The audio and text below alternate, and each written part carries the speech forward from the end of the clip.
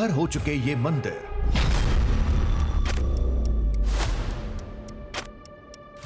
छोटे शिवालयों में अजीब आकार के शिवलिंग,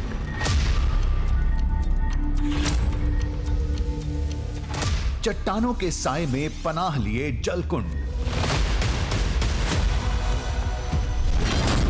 प्राचीन लिपि में लिखा एक संदेश और एक अंतहीन सुरंग। अगर आप इनको महज अवशेष मान रहे हैं तो ये आपकी भूल है। यहां का एक एक पत्थर एक पौराणिक घटना का प्रमाण है।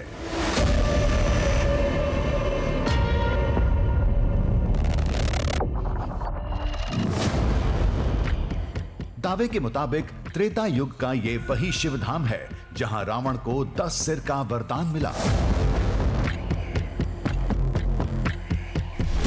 जहां लंकेश ने 10,000 साल हवन कुंड जलाकर शिव की तपस्या की,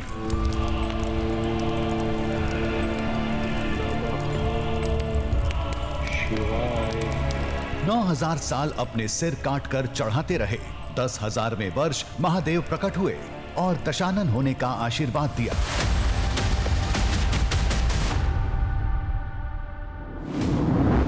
लंका नरेश के नाम पर इस जगह का नाम नरेश्वर पड़ा, जो आज मध्य प्रदेश के मुरैना जिले में पड़ता है।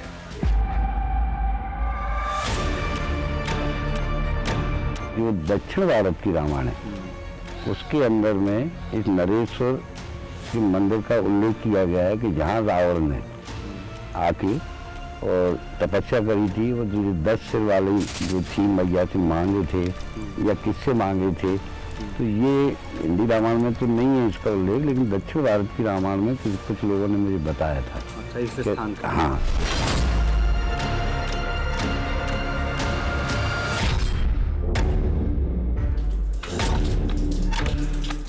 जो दशानन मतलब रावण जो बोलते हैं, रावण ने 10 सिर प्राप्त करने के लिए तपस्या के लिए सबसे अच्छी जगह यहीं चुना था।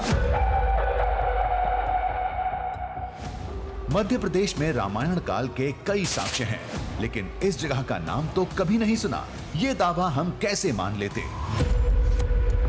फिर आगे जो सुनने को मिला वो हिला देने वाला था।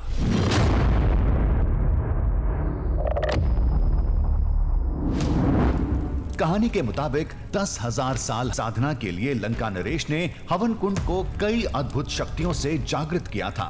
यहां तक कि अग्नि, वायु और जल देवता कुंड की रक्षा के लिए तैनात किए गए थे। कहते हैं उस हवन कुंड की दिव्य शक्तियां आज भी काम करती हैं। मंदिर के इलाके में अक्सर लोगों को आग की लपटें दिखाई देती हैं। कभी जंगल में, कभी मंदिर के अंदर, तो कभी जल कुंड के आसपास।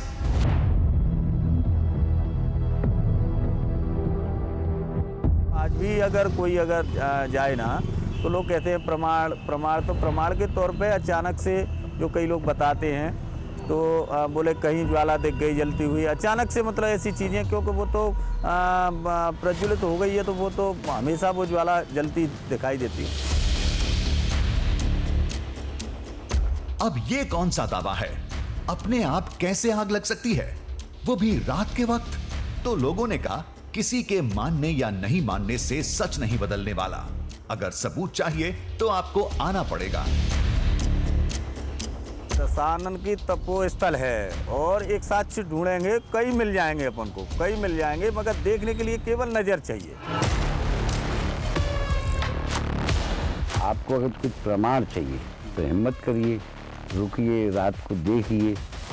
हो सकता है कि अगर आपकी श्रद्धा है तो आपको कुछ चमत्कार दिखें।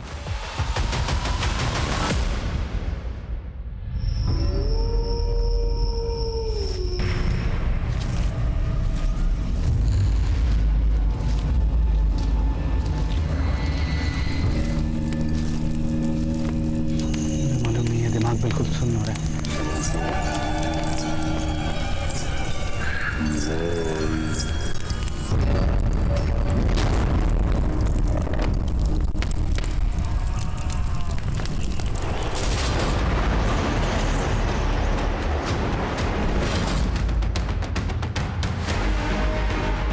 इस कहानी का आगाज सफर से नहीं, ग्रंथों के शोध से हुआ।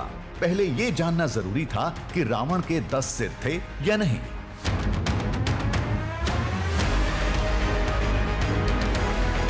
अक्सर कहा जाता है कि रामायण के प्रसंगों की गलत व्याख्या की वजह से भ्रम फैल गया, जबकि रावण के 10 सिर थे ही नहीं।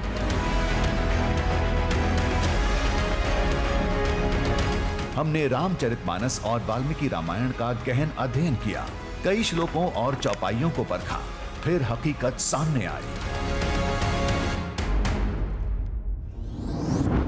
सबसे पहले बात करते हैं वाल्मीकि रामायण की, जिसके सुंदर कांड के 49वें सर्ग में उस समय की घटना है जब मेघनाद नागपाश में बांधकर महाबली हनुमान को रावण के दरबार में लाते हैं, जहां पवन पुत्र पहली बार लंकेश को देखते हैं। यहाँ एक श्लोक है जिसके मुताबिक रावण उस समय 10 सिर के साथ सिंहासन पर बैठे थे। शिरोभिर दशभिर वीरो भाजमानम महोजसम नानाव्याल समाकीर्ण है शिखरैरिव मंदरम। मतलब परम तेजस्वी वीर रावण अनेक शिखरों से युक्त मंदराचल के शिखर की तरह अपने 10 सिरों से शोभायमान हो रहा था।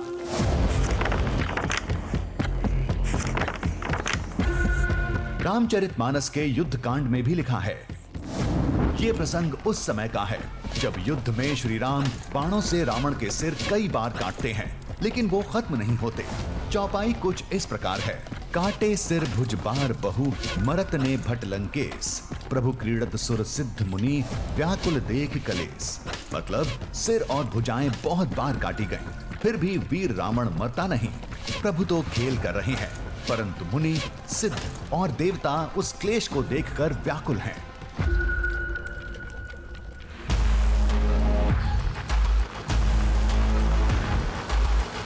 अब कोई शंका नहीं थी, बस दावे की पड़ताल करनी थी, जिसके मुताबिक जहां रावण को भगवान शिव से 10 सिर का वरदान मिला था, वहीं आज भी कुछ दैवीय हलचल होती है।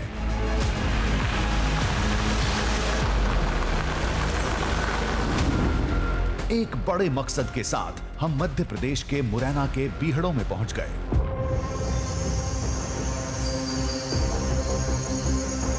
बीहड़ यानी कि जो समतल ना हो, बीहड़ यानी कि जो आसान ना हो, जो बेहद कठिन हो। और इसी बीहड़ से न जाने कितनी कहानियां निकली जो भारतवर्ष और पूरी दुनिया ने देखी और सुनी है। लेकिन जितनी कहानियां निकली हैं उससे कहीं ज्यादा कहानियां इस बीहड़ के इन तिरछे मिर्छे रास्तों में, इन मिट्टी के ढेर में कहीं समा गई, जो कभी निकलकर सामने नहीं आई।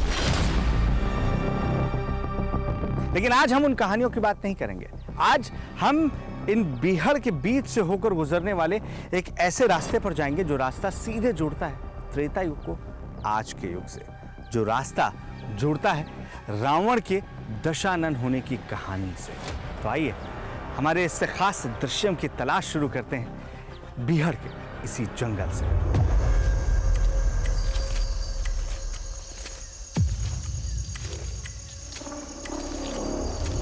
रावण के उस शिवधाम तक पहुंचने का यही इकलौता मार्ग था। दावे के मुताबिक जहां लंकापति ने 10,000 साल कठोर तपस्या की थी, जहां अपने सिर काटकर भगवान शिव को अर्पण किए थे, जहां महादेव से उन्हें दशानन होने का वरदान मिला था।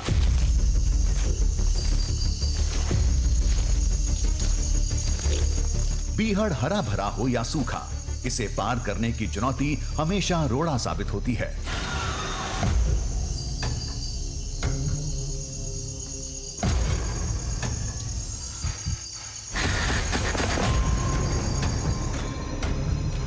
जब आपको रास्ता खोजना हो तब सबसे आसान तरीका होता है कि किसी भी ऊंची जगह पर खड़े होकर आप आसपास के रास्तों पर नजर डालें। ये टीला सबसे ऊंचा नजर आ रहा है। बेशक ये ज़्यादा बड़ा आपको अभी नज़र नहीं आएगा, ये मेरी ऊंचाई से थोड़ा ऊपर ही है, लेकिन इसको चाह पाना यकीन मानिए बड़े बड़े पहाड़ चढ़ने से काफ़ी मुश्किल है। वजह है इसका चिकनाई से भरा होना। बारिश की वजह से मिट्टी का ये टीला लगातार फिसल रहा है।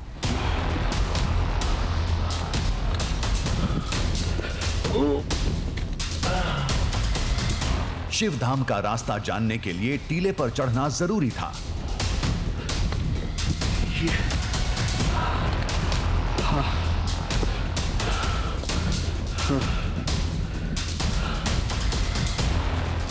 ऊपर पहुंचकर इलाके का अनुमान लगाया। फिर त्रेता युग के उस पौराणिक मंदिर का रास्ता समझ में आया।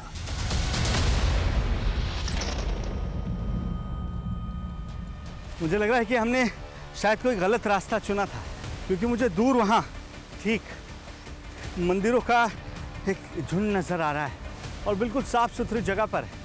शायद वहाँ जाने का कोई दूसरा रास्ता होगा, लेकिन हम उसी पुराने रास्ते से आए हैं जिसका जिक्र पुराणों में मिलता है, जिसे लोग बीहड़ का रास्ता कहते हैं।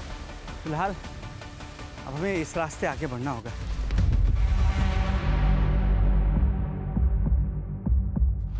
3 किलोमीटर फासला तय करने के बाद दूर मंदिरों का एक समूह दिखा। वो दूर पे कुछ दिख रहा है। मेरा अंदाजा बिल्कुल सही था। हम जिस दिशा में आगे बढ़ रहे हैं, वहाँ दूर पेड़ों के बीच से झांकता हुआ मंदिर का एक हिस्सा नजर आ रहा है। और अगर मैं गलत नहीं हूँ तो यही नरेश्वर महादेव मंदिर हो सकता है।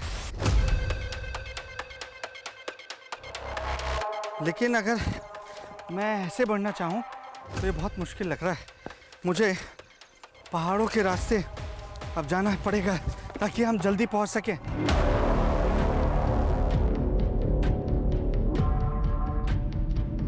घने बीहड़ों में वो धाम दिखने लगा था।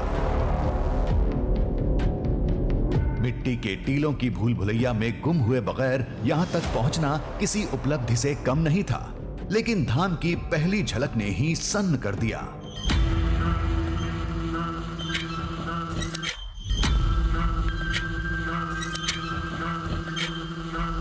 सब कुछ सोच से ज्यादा अद्भुत और अलौकिक निकला। यहां एक दो नहीं, छोटे बड़े कई मंदिर थे।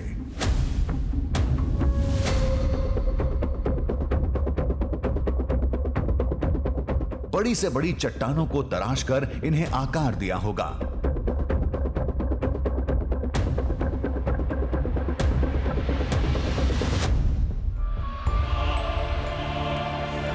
दावे के मुताबिक हम उस धाम में थे जहां आज से सैकड़ों साल पहले रावण की कहानी पलटी थी, जो लंकापति से 10 सिर वाले दशानन हो गए थे। नरेश्वर यानी नरेश का ईश्वर, क्योंकि लंका नरेश कहा जाता था रावण को, और यही वजह है कि लोगों की मान्यता है कि लंका नरेश से ये स्थान नरेश्वर कहा जाने लगा है। ये वही स्थान है जहां इस वक्त मैं खड़ा हूं, जहां पर मान्यताओं के मुताबिक रावण ने एक दो नहीं बल्कि 10,000 साल तक तप किया था, और हर 1000 साल तप करने के बाद वो अपना गला काटता था, अपना शीश अर्पित करता था भगवान को।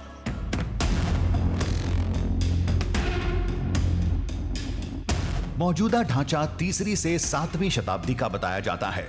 निर्माण गुर्जर प्रतिहार काल में हुआ या फिर गुप्त काल में, ये तय नहीं हो पाया, क्योंकि इलाके की जड़ें उससे भी पुरानी और पूरी तरह कुदरती हैं।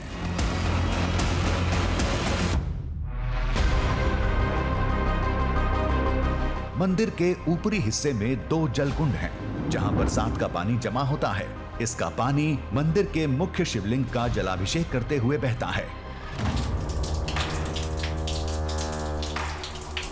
अगर मैं आपसे ये कहूँ कि एक जलधारा के नीचे मैं बैठा हुआ हूँ तो आपको यकीन ना होता अगर आपके सामने पानी की ये बूंदें न टपक रही होती। ये मंदिर ऐसा ही बनाया गया है कि अगर ऊपर से पानी तेज़ी से बहता जाए तो भी इस मंदिर को कोई क्षति ना पहुँचे, और अगर जलधारा तेज़ होती है तो मंदिर के भीतर अगर पहुँच भी जाती है तब भी उसका स्तर इतना नहीं बढ़ सकता है कि वो शिवलिंग को कुछ नुकसान पहुंचा सके। वो इसका अभिषेक कर सकती है, इसे स्पर्श करके वो यहाँ कोने में बने इस सुराख से बाहर निकल जाएगा। उसकी प्रॉपर व्यवस्था है।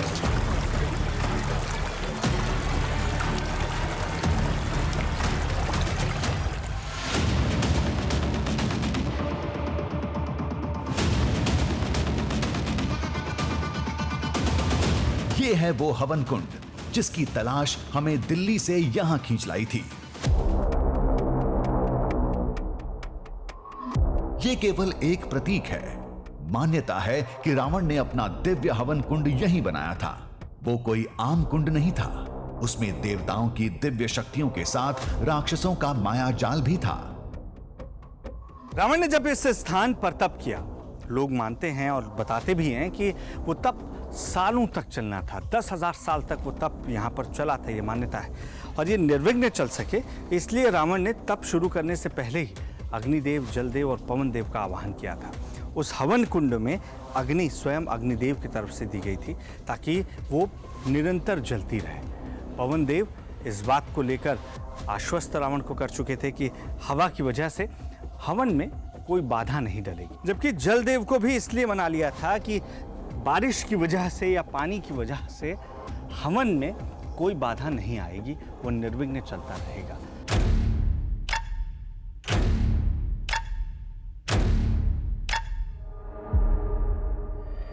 दावे के मुताबिक कुंड की अलौकिक शक्तियां आज भी जिंदा हैं। सबूत है आग की लपटें जो मंदिर के इलाके में रात के वक्त कभी भी प्रकट हो जाती हैं।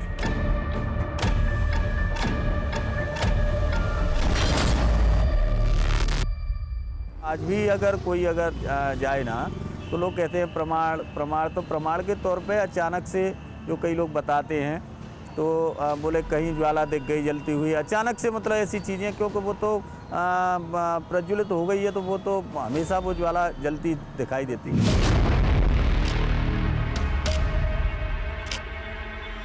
इस धाम को लोग जानते हैं, लेकिन इससे जुड़ी कहानी कुछ स्थानीय लोगों के अलावा किसी को नहीं पता। दक्षिण भारत के कंब रामायण में मध्य प्रदेश के इस नरेश्वर मंदिर का जिक्र किया गया है।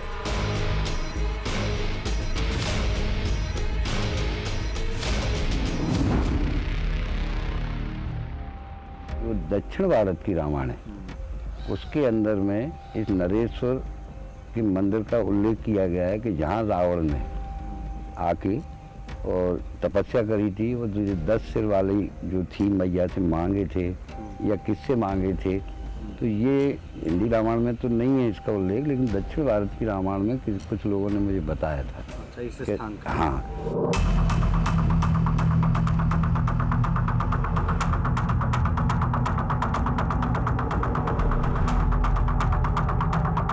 चमत्कार के बड़े दावे के साथ अक्सर दंत कथाएं भी जुड़ जाती हैं। एक कहानी ये बताती है कि रावण ने यहाँ अकेले तपस्या नहीं की थी, उनके साथ उनके भाई कुंभकर्ण और विभीषण भी थे, जो इस सुरंग के रास्ते लंका से आते थे।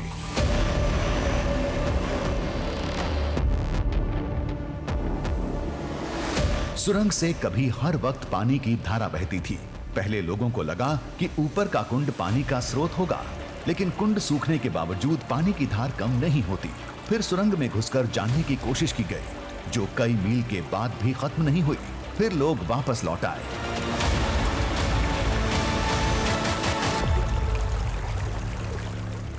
लोगों का मानना यह है कि ये वही रास्ता है जिसके जरिए रावण अपने दोनों भाई यानी कुंभकर्ण और विभीषण के साथ लंका से यहाँ पर पहुंचे थे। बल्कि कुछ लोगों का ये भी मानना है कि ये रास्ता सीधे यहाँ से ग्वालियर में खुलता है।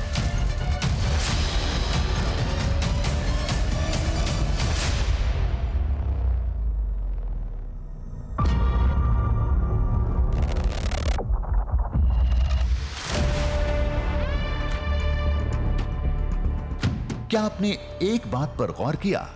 यहाँ के छोटे मंदिरों में कई शिवलिंग थे और सबके आकार अलग थे।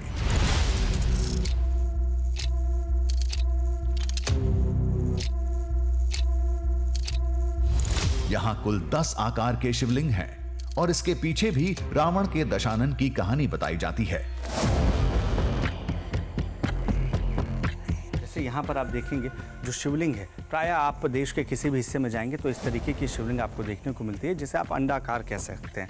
लेकिन यहाँ पर जो शिवलिंग रखी गई है ये गोलाकार है, यानी जब इसके ऊपर आप नज़र डालेंगे तो ये ऊपर से आपको गोल नज़र आएगी। और सिर्फ ये 2 आकार नहीं, अलग अलग मंदिरों में अलग अलग आकार के शिवलिंग आपको देखने को मिल रहे हैं। लोगों का ये दावा है कि यहाँ 10 आकार, चाहे वर्गाकार कह लीजिए, चाहे आयताकार कह लीजिए, गोलाकार, अंडाकार, ऐसे 10 आकारों के शिवलिंग आपको नज़र आएंगे।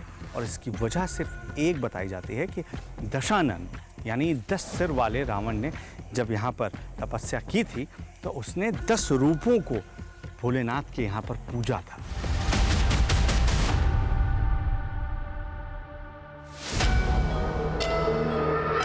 इस जगह से जुड़ी मान्यता युगों पुरानी है, जिसे हर काल में संभाल कर रखा गया ताकि आज हम उसे जान और समझ सकें। तो क्या इस आधार पर क्या वो दावा भी सही है?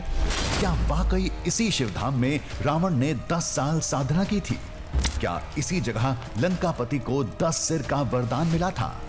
और सबसे बड़ी बात, क्या वाकई उस हवन कुंड की शक्तियां आज भी जिंदा हैं?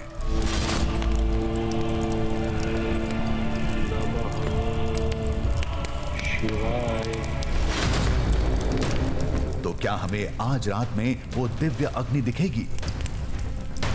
जो प्रकृति की चीज है वो तो नज़ारा आएगा, लेकिन चूंकि उसमें ये कहा जाए कि सब व्यक्ति को दिख जाए कि जिसका नज़ारा होना चाहिए, आपके रोशनी होना चाहिए, उतनी आपका प्रकाश होना चाहिए, आपकी तीव्र दृष्टि होना चाहिए देखने के लिए। लेकिन दिखेगा जरूर, आपको यकीन है? ये बिल्कुल। सिया राम मैं सब जग जानी, करो प्रणाम जोर जगत प्राणी।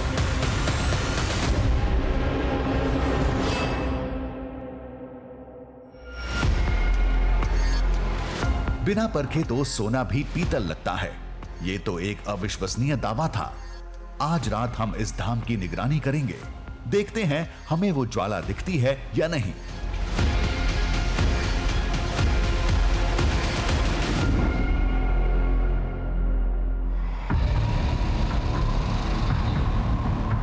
थोड़ी देर में रात हो जाएगी।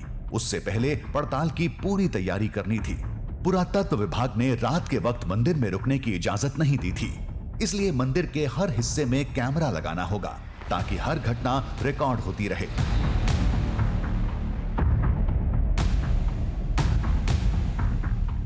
अब हमें उन जगहों को यहाँ पर पॉइंट आउट करना होगा जहाँ से हम ज़्यादा से ज़्यादा हिस्से पर नज़र रख सकें।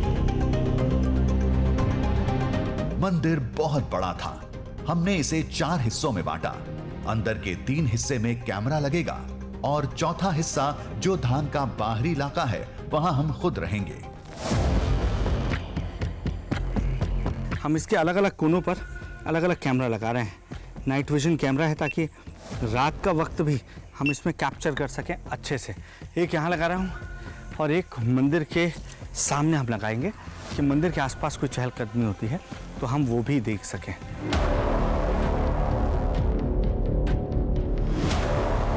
एक कैमरा यहाँ लगा दिया, इससे मंदिर का जो पिछला हिस्सा है वो साफ साफ नजर आ रहा है। एक उधर पीछे कुंड की तरफ लगाना है। कुंड की तरफ चलो।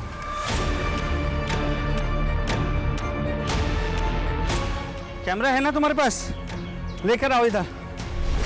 एक कैमरा हमने मंदिर के प्रांगण में लगाया, दूसरा ऊपर वाले हिस्से में और तीसरा जलकुंड के पास। कहते हैं आग की वो लपटें कहीं भी दिख सकती हैं, लिहाजा हमने तीनों कैमरे कुछ ऐसे अंदाज में लगाए कि मंदिर का हर कोना उसकी जद में रहे।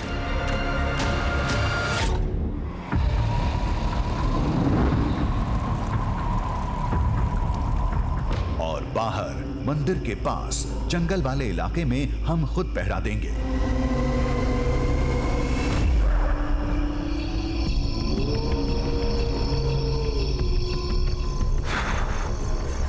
रात हो चुकी है और मंदिर के हर कोने पर लगभग हमने अलग अलग कैमरास फिट कर दिए हैं। नाइट विजन कैमरा भी लगाया हमने ताकि कोई भी एक्टिविटी अगर यहाँ आसपास होती है तो वो उसमें दर्ज हो जाएगी। बहरहाल मैं इस हिस्से पर बैठा हूँ जो कि खुला हिस्सा है।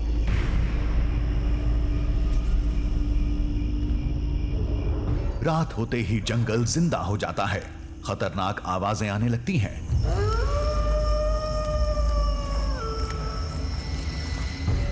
यहां बड़े जानवर तो नहीं हैं, लेकिन शिकारी कुत्ते और भेड़ियों का खतरा था।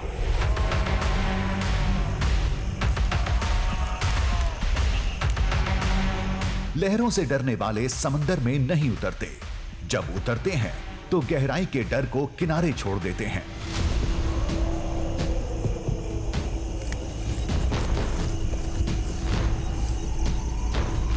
हमने भी हर खौफ को दिल से निकाल दिया था। बस जंगल से आ रही हर आवाज पर कान लगाए बैठे थे और निगाह वहां तक थी जहां तक निगाहें जा रही थी।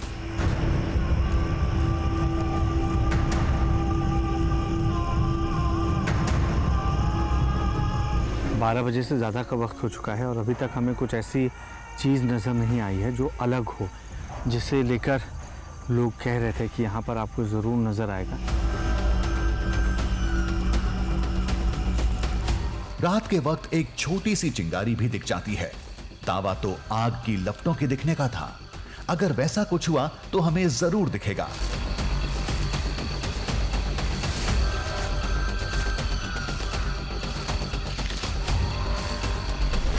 उधर मंदिर में 3 कैमरे और चौथे हम खुद। अगर आज रात कुछ हुआ तो सब आमने सामने होगा।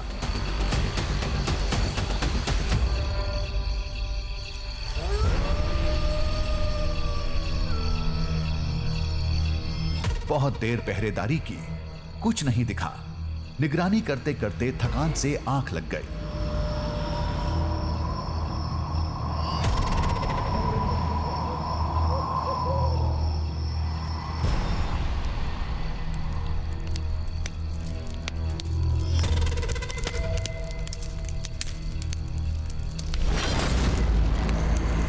हाँ, कोई आवाज़ तो आ रही है। लकड़ी के जलने की, और मतलब जो लकड़ी के जलने पर चट चट चट चट जो चटचटाने की आवाज़ आती है। इधर से है क्या?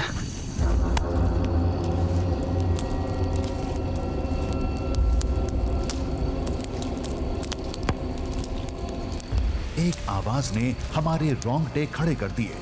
लकड़ियों के जलने के साथ मंत्र की हल्की बुदबुदाहट सुनाई दे रही थी।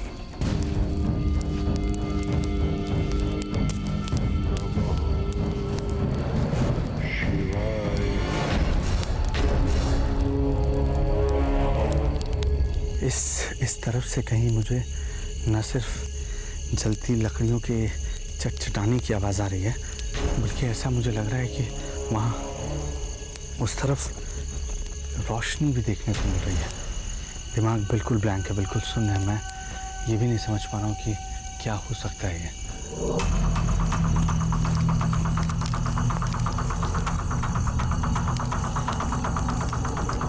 रोशनी भ्रम हो सकती थी, लेकिन आवाज साफ सुनाई दे रही थी।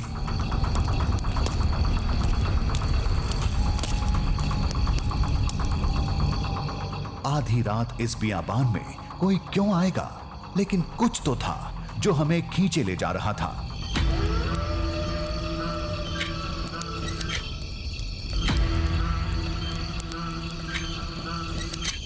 मुझे मालूम नहीं है, दिमाग बिल्कुल सुन्न हो रहा है। किस चीज़ की आवाज़ आ रही है? शांत रहना, एकदम शांत। वहाँ उस साइड चलो, उस साइड चलो।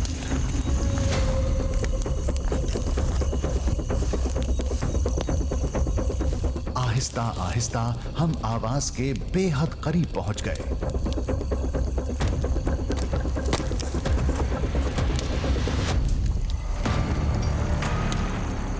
झाड़ी हटाकर हमने जैसे ही उस पार देखा, शरीर में 1000 वोल्ट का करंट दौड़ गया।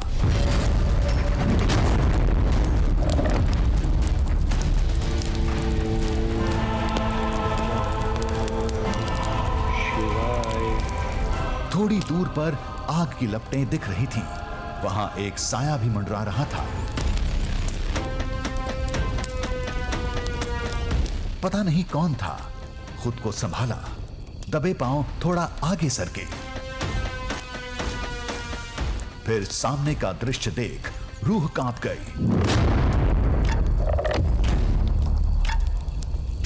शायद कोई तांत्रिक था, साधना कर रहा था।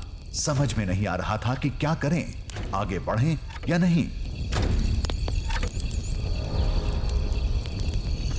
से आना, सामने देख रहे हो? यही वो आग है जो हमें दूर से जिसकी लपटें दिखाई पड़ रही थी, और वहाँ पर कोई बैठा भी हुआ है। मुझे नहीं मालूम कि वहाँ जाना सही है या नहीं, लेकिन वहाँ जाए बगैर हमें पता नहीं लगेगा कि यहाँ हो क्या रहा है। अजय चले? हाँ, चलना है।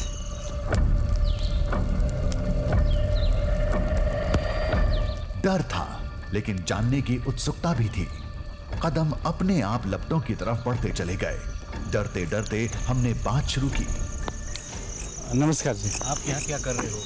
नहीं, हम कोई बाधा डालने नहीं आए हैं। हमने पूरी कहानी बताई, आने का मकसद बताया तो तांत्रिक भयंकर क्रोधित हो गया। आप यहाँ तपस्या को देखने आए या चेक करने आए? यहाँ गलत है या सही है? हमने किसी तरह उनका गुस्सा शांत किया, बताया कि हम बस सच जानने आए हैं। तो इस शख्स ने बेहद चौंका देने वाली बात बताई। तांत्रिक के मुताबिक रावण का वो शिव धाम और उसके आसपास का ये इलाका तंत्र मंत्र के लिए उपयुक्त माना जाता है। लिहाजा देर रात इस इलाके में कुंड जलाकर साधना होती रहती है। और आगे जाओगे तो बहुत से संत मिलेंगे, छोटे बड़े संत इतने मिलेंगे तपस्या करते हुए, बहुत ज़्यादा। उन्हें आप देखो, आप देख के थोड़ा अचंभित करोगे और भ्रमित होगे। ये सुन हमारा माथा ठनका। कहीं इसी आग को लोग रावण की दिव्य शक्ति तो नहीं मान लेते। रात के वक्त आम आदमी तो वैसे भी इधर आने से रहा। दूर से साधना की आवाज और आग की लपटें दिखती होंगी और लोग इसे दशानन से जोड़ देते होंगे। यहां बहुत देर रुकना मुनासिब नहीं था। तुम यहाँ से जाओ, मैं थोड़ा और पूजा करूँगा, तपस्या करूँगा। ठीक है, राम राम जी। तांत्रिक अपनी साधना में मशगूल हो गए। हम अपनी जगह लौट आए।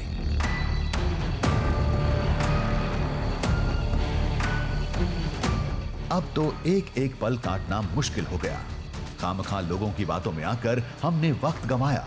पहले ही समझ जाना चाहिए था, हवा में आग कहां से प्रकट होगी।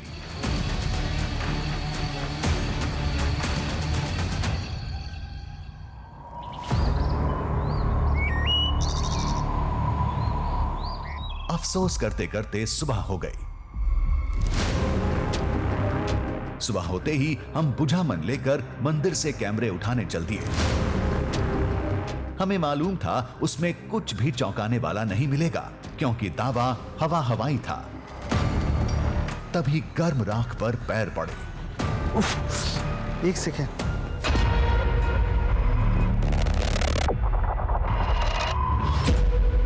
लगता है रात में किसी और ने भी यहां साधना की थी। राख से अभी भी धुआं निकल रहा था। हो सकता है कि किसी ने यहाँ पर भी पूजा पाठ की हो, लेकिन ये जो हिस्सा है बिल्कुल उसके उपयुक्त नहीं लग रहा है। ये टीला यहाँ पर है, वहाँ पर ये राख पड़ी हुई है और इसमें अभी भी सुलगती राख आप कह सकते हैं। यहां ना कैमरा लगा था ना हम थे, लेकिन राख से निकलता हुआ धुआं बता रहा था यहां कोई तो था। शायद साधना करने वाला कोई तांत्रिक।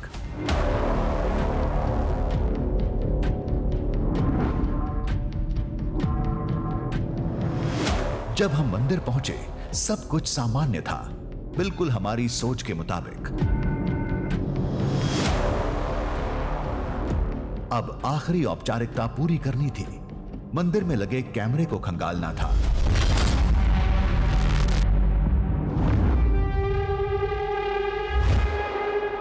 जो तमाम कैमरा हमने अलग अलग जगहों पर लगाए थे, अब उनमें क्या देखने को मिल रहा है, क्या कोई अलग हलचल देखने को मिली है, ये एक बार देख लेते हैं। आप बाकी कैमरास इधर ही ले आइए, सारे कैमरास यहाँ ले आइए, यहाँ पर खड़े होकर देखते हैं। ये मंदिर के प्रांगण वाला कैमरा था। शाम से सुबह तक की हमने पूरी फुटेज देखी। आग तो छोड़िए, एक चिंगारी तक नहीं दिखी। नहीं, ये बिल्कुल खाली है। ऐसा लग रहा है कि कुछ हुआ ही नहीं है रात भर। सिर्फ एक स्टैटिक फ्रेम नज़र आ रहा है, क्योंकि कोई हलचल इसमें कैद नहीं हुई है। मुझे दूसरा कैमरा देना, दूसरा कैमरा ये लीजिए। ये दूसरा कैमरा था जो ऊपर लगा था।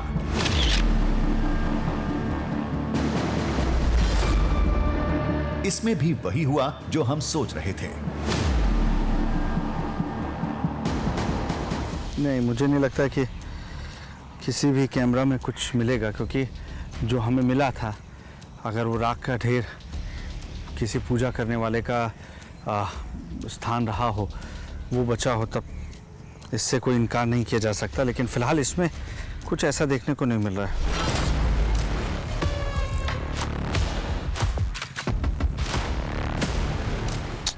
नहीं, इसमें भी नहीं है। तीसरा कैमरा देना। ये तीसरा कैमरा था जो हमने कुंड की तरफ लगाया था।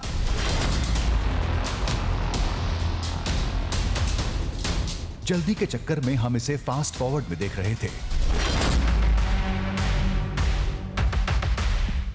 अंधेरे की वजह से कुछ साफ नहीं दिख रहा था, फिर भी एक बार नजर तो डालनी ही थी। अचानक तभी ये एक सेकेंड जूम करना। ये कुंड की तरफ की फुटेज थी। देर तक सब कुछ शांत रहता है, तभी अचानक आग लगती है।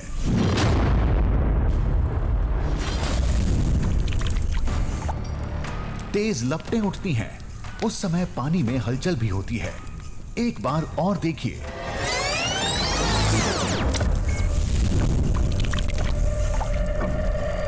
एकाएक अचानक से कहीं से ये आग प्रकट होती है। हमने इस दृश्य को कई बार देखा। स्लो मोशन में भी समझने की कोशिश की।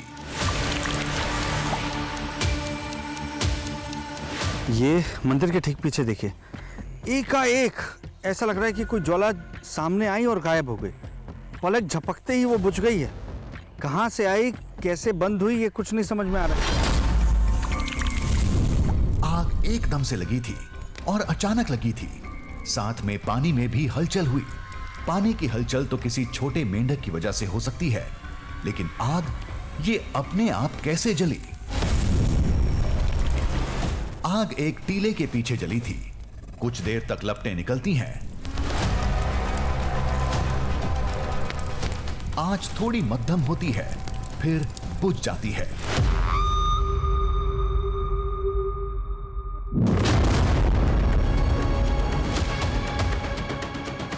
हमने क्लोज करके देखा। टीले के आसपास कोई नहीं था। कोई तांत्रिक, कोई साया, कुछ नहीं।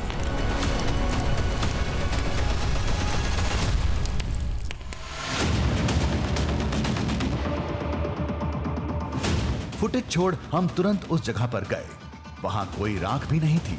आग तो यहीं लगी थी, फिर राख कहां गई? कुछ समझ में नहीं आ रहा था।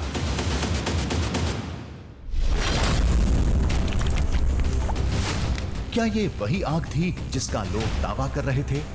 क्या ये लपटें लंकापति रावण के दिव्य हवन कुंड की थी, जो अचानक कहीं भी प्रकट हो जाती हैं? दशानन की तपोस्थल है और एक साक्ष्य ढूंढेंगे, कई मिल जाएंगे अपन को, कई मिल जाएंगे, मगर देखने के लिए केवल नजर चाहिए।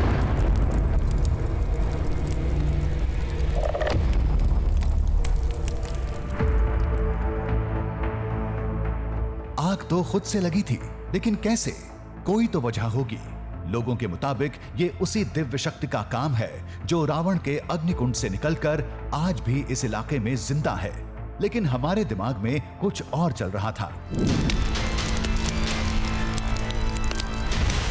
अपने आप आग लगने की घटनाएं देश में पहले भी होती रही हैं। उसके लिए भी लोग अलौकिक शक्ति का हवाला देते थे, लेकिन जांच में पता चला कहीं गैस रिसाव हो रहा था, तो कहीं किसी केमिकल का असर था।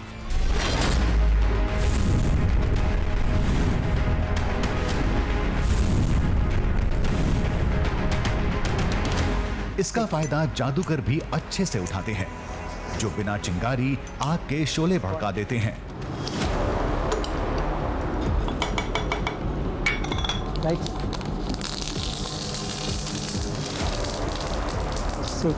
तो बेसिकली होता क्या है, जैसे पानी है, जैसे सोडियम परमानेट होता है, इस पर हल्का सा पानी लगते ही वो आग पकड़ लेता है। ऐसे समुंदर में भी होता है। बैल्कनी टाइप का काफ़ी चीज़ें होती है। क्वार्ट्ज, एगेट, चर्ट और जैस्पर जैसे कुछ खास तरह के पत्थर होते हैं जो सोडियम नाइट्रेट एसिड के प्राकृतिक स्रोत माने जाते हैं। कभी कभार गर्मी से इनमें अपने आप आग लग जाती है। उस कुंड में हमेशा पानी रहता है। पास में पत्थरों की भरमार है। जो विज्ञान को मानते हैं उसके मुताबिक कुछ रिएक्शन से शोले भड़कते होंगे।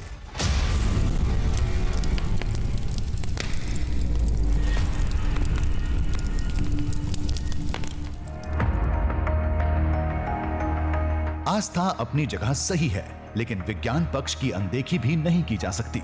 अंदाजा यही लगाया जाता है कि कुंड से किसी गैस का रिसाव होता होगा। कोई खास तरह का पत्थर होगा जिससे कभी कभार अपने आप आग लग जाती होगी। पहले से कहानी सुने लोग इस घटना को रावण से जोड़ देते होंगे। वैसे भी तंत्र मंत्र की वजह से उस जंगल में हवन कुंड जलते ही रहते हैं। बहुत सारे ऐसे पत्थर आज भी हैं और ये राजस्थान में मिल सकते हैं, आपको ऑल ओवर वर्ल्ड मिलेंगे। जैसे ओपल पत्थर है, चकमक पत्थर है एंड सिलिका, आई थिंक ऐसे कुछ पत्थर है। तो उसका आप आज भी ऐसे रब करके देखो, उसमें फ्लेम निकलेगा। और कुछ चीज़ें होती है जैसे पत्थर होते हैं आपस में, अगर समुद्र के साइड में किनारों में देखो तो हल्का सा कुछ ना कुछ फ्लेम पॉसिबल है, इसमें कोई बड़ी बात नहीं।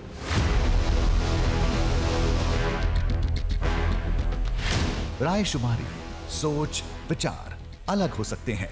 इसी वजह से आग लगने की सबकी वजह भी अलग हो सकती है, लेकिन अंतिम दृश्यम है ये पौराणिक धाम जिसकी बनावट और खूबसूरती से बड़ी हकीकत कुछ भी नहीं।